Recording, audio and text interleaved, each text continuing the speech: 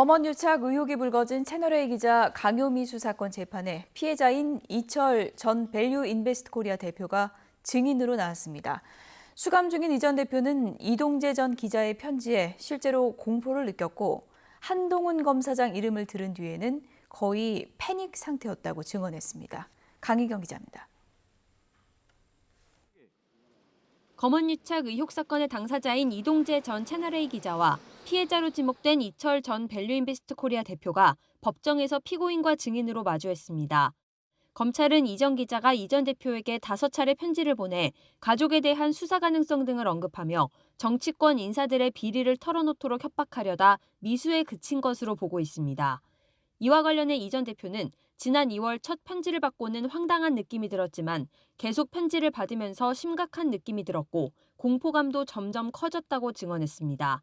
편지 전체 맥락과 내용에 검찰 수사 내용이 있었고 일반인이 알기 어려운 이름 등이 등장해 이 전 기자가 검찰에 확인받아 편지를 보낸 것으로 느꼈다는 겁니다.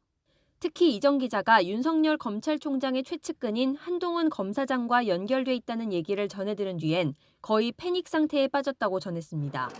이에 맞서 변호인 측은 공포심을 느꼈다는 이 전 대표 진술의 신빙성을 배척하는 데 주력했습니다. 편지에 단순한 수사 전망 등만 담기는 등 이 전 기자가 검찰과 교감하고 있었다고 볼 만한 단서가 없고 구체적으로 불이익이나 해악을 끼치겠다고 말한 적도 없다고 지적했습니다. 이 전 대표 측이 방송사를 동원해 이 전 기자를 몰래카메라로 촬영했던 점 등도 두려움을 느꼈다고 보기 어려운 근거로 들었습니다.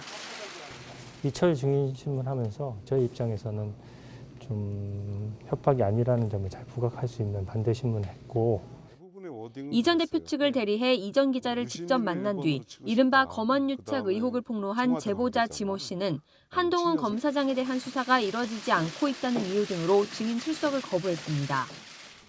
재판부는 오는 19일 제보자 지 씨를 다시 소환하기로 했습니다. 이 전 기자 측은 증인이 언제 나올지도 모르는 상황에서 수감 생활이 길어지고 있다며 보석을 청구하겠다고 밝혀 조만간 이에 대한 심리도 이뤄질 것으로 보입니다. YTN 강희경입니다.